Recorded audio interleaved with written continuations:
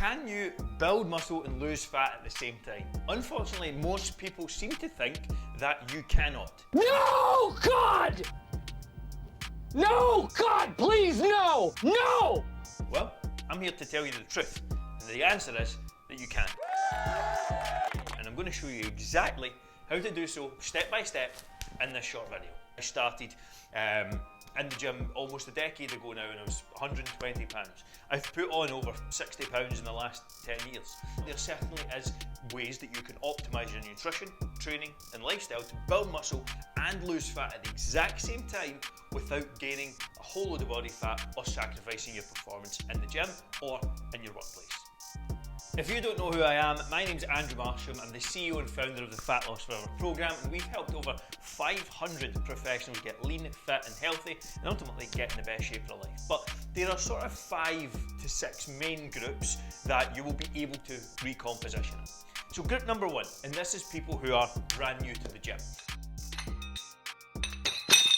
If you've never lifted a weight in your life, then you can put yourself into a calorie deficit and you will still gain massive amounts of muscle just because you're actually being exposed to some stimulus. So if you're new, or even if you're in the first couple of years of training, then ultimately you're going to be able to build muscle and lose fat very quickly. Group number 2 is people who have some experience in the gym, maybe 2 to 3 years, but have never actually followed a structured plan or in any way capacity followed something that is progressive. You will find that, and this is a common conversation I have, so many of you go in the gym 3-4 times a week and you're wondering why you're not making progress. You're doing the same things, you're consistent with training, you're maybe even consistent with diet for the most part. Open into the hanger, there you go. Yeah, eat it. Put it in your mouth and just eat it. God, I hate it. I don't care whether you hate it, you said you do it! But you're just not making progress. You've reached a certain point and you're not moving forward. This is because you're not applying progressive resistance and overload to your training. You have to improve, you have to get better, you have to ultimately drive performance, and that's how you're going to help recomposition. Group number 3 is the group of people who maybe have that in place but have not optimised their lifestyles. So looking at activity, sleep, stress, supplementation, nutrient timing, maybe some of the more advanced topics. These are for people who are maybe 2 to 3, maybe even 3 to 4 years into training, but have not taken the time to actually really optimise everything that's going on in their day. Group number 4 is anyone who's overweight or obese. You can lose a lot of weight if you are overweight or obese and have a lot of body fat to lose, and gain muscle at the same time. Again, by just applying the principles of going to the gym, starting to use some load, starting to use some resistance. That will, in and of itself, essentially see you drop weight through a calorie deficit, but because you're actually training and exposing yourself to that stimulus for the first time, then again, you're going to be able to make progress in both directions. Group number 5 is people who have come back from injury.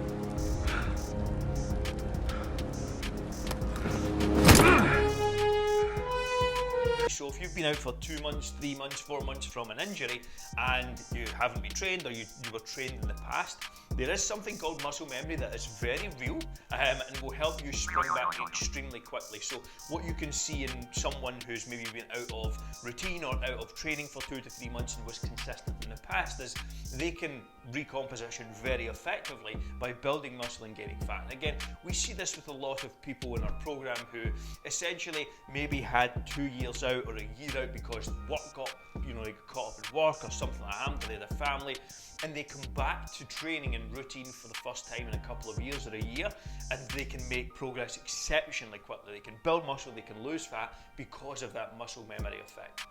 And the 6th and final group, is anyone who's taking anabolic steroids.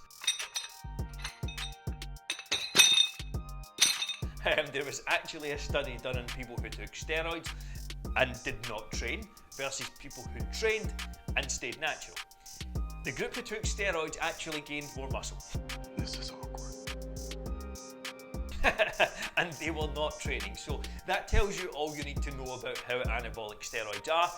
I am not the right person to talk about this. I haven't taken them, I don't know much about them, so if you're here for that information, I'm not the best guy. Maybe go and follow Greg Doucette or something like that. He'll probably give you some better information. Nothing against him, but it's just not something I've ever taken. So when you actually look at the big picture, there is only an extremely small amount of people on the face of the planet who are not capable of building muscle and losing fat at the same time. And this is people who are extremely advanced, have been training consistently for years, and have came close to what is their maybe genetic potential in terms of training. For the record, I am not in that group by any stretch either. There are certainly things that I could improve and I could optimise and I could continue to get better on, which is why I continue to invest in my own coaching and get support from other mentors as well, and continue to improve my own knowledge base through people who are smarter than me. So never stop learning. Now let's get into the 5 things that you need to do if you want to build muscle and lose fat at the same time effectively. There are 5 main elements that I have seen help hundreds of other 9-to-5ers and professionals essentially lose fat and build muscle at the same time. Step number 1 is following a structured training program and getting better. This is where so many people go wrong. You're in the gym, spinning your wheels, wondering why you're not making progress. You need to create a structure and get better. Driving improvements over a period of time is ultimately what's going to allow you to be successful. Training and your stimulus to continue to improve and get better is what's going to allow you to build muscle and recomposition, essentially. Losing fat is relatively easy. Building muscle is hard. You must have a structure, well-structured program, and get better over time. Step number 2 is going to be picking a preference. Oh, picky. Although you can do both at the same time, you're probably going to have to pick a preference. So whether that's fat loss, whether it's muscle gain, it's going to dictate how you maneuver and adjust your calories and the plan and things like that to make sure you are progressing in the right direction. Everyone is going to have some sort of preference, whether that's building muscle, whether it's losing fat. Pick one, get focused on it, and you can slightly trend in that direction while seeing improvements with the other. But do not try to split it right down the middle, because you'll end up trying to chase 2 rabbits and catching neither. The third point is going to be around nutrition, and now specifically to nutrition is going to be calories and protein. These are the 2 most important numbers you need to be keeping a conscious eye on. Yes, you can go steps further and look at carbohydrates and fat and how your macronutrients split up. Honestly, if you're a busy professional looking to lose fat, stay fit and get healthy, and maybe put on some muscle and lose fat at the same time, I personally do not believe you need to go to that level. We set a calorie and protein target for most of our clients, and they see drastic life changes with that alone. And that's really what I do in my own life as well. Set a calorie and protein target, it simplifies the process, it allows you to stick to it and get better, and ultimately, if you stick to something, you can improve and get better over a period of time. Now, I'm going to walk you through on the whiteboard how to calculate the calorie and protein target. It's relatively simple. These are only ever starting points. They are rough starting points. That's it. You're going to have to adjust, and that's going to be 0.5, which we'll get to in a minute, but you're going to have to adjust, measure and improve. That's how you essentially drive towards any goal, be it in health, be it in business, doesn't matter. So step 1 is going to be set your calories, which is going to be roughly 14 to 15 times your body weight in pounds. This means if you're 200 pounds, then that's 28 to 3,000 calories. Protein target is going to be roughly 1 gram to 1.2 grams per pound of body weight, so that's going to be 200 to 240-ish grams of protein. Again, these are not hard and fast rules, these are markers, these are starting points. There is actually some material showing the more benefit to even more protein throughout this process. So give these a go, this is the starting point, and then we're going to have to measure and adjust, which I'm going to touch on in point 5. Number 4 is going to be around activity and lifestyle targets. Now, there are a few fundamental things that you need to keep an eye on when it comes to your activity and lifestyle. The first and most important is sleep.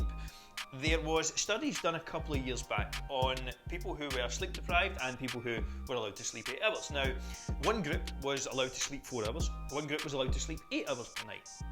They kept the calories, macros, all that sort of stuff the same. Both groups were on a fat loss journey and both groups lost the same amount of weight. Yes! However, the group who slept 4 hours lost 85% of that weight from lean body mass. The group who slept 8 hours lost 85% of that weight from fat mass. Which is absolutely insane. That is a huge difference for essentially no real effort. You're not actually exerting yourself, you're not having to do anything, just having to sleep longer. So prioritising sleep is essential.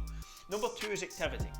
Activity and being active is essentially part of any healthy human being. It improves digestion, insulin sensitivity, your ability to utilise nutrients, your energy levels. All of these things are going to have a difference in how you feel throughout the day, how you perform, how you train. So get your activity levels up. I recommend somewhere in the region of 10 to 12,000 steps per day. Use our 3x15 method, which is a morning walk, an afternoon walk and an evening walk of around 15 minutes, and that will get you most of the way there. Final point in that is stress management. Again, maybe 1 to 3 minutes per day in some sort of gratitude practice. This can be really beneficial for overall stress levels. And the final point is supplementation. Going to give you a little upside down triangle here in terms of the importance. The ones that are at the top of the triangle are the most important, going down the way to the least important. Again, I don't recommend an enormous amount of supplements. They can be helpful and they certainly can help optimise your routine, but the 3 tiers that we're on show here, that's what's going to be the order that I suggest you pick them up in if you have any questions. If you've got an unlimited budget, get them up, go for it. But if you're on a budget or anything like that, then work from the top down. And the final measurement is just taking pictures. If you're recompositioning, the scale weight might not change much. The measurements will probably tell a good story, but pictures, they're ultimately what you're really assuming doing the recomposition for. Everyone wants to look better, feel better, have better energy levels, ultimately be in the best shape possible to improve confidence and anything else that you have going on in your life. So take pictures, take measurements, take scale weigh-ins, but do not get hung up in the scale. It is the biggest throw-off when it comes to recomposition, because I have seen people's weights stay the same or change 1 to 2 kilograms over periods of 3 to 6 months, but they look completely different human beings because of recomposition. The key here for you to start building muscle and losing fat is ultimately implementing the 5 steps I have just went through. Now, to get you started, there's going to be some training programs, meal plans, things like that in the description. If you want to start with those, essentially, that'll be a great starting point for you. Implement, adjust, analyse, that's the key to being successful. Off to the side is going to be a video that you need to go and watch. It's going to be the 5 must-do daily habits to lose stubborn belly fat. So if you're carrying some excess fat around your waist, like most men, unfortunately that's where us guys store most of our fat, females as well, then off to the side is going to be the 5 daily habits that I've seen help hundreds of people to lose stubborn belly fat. Go and check it out, and thank you very much for watching.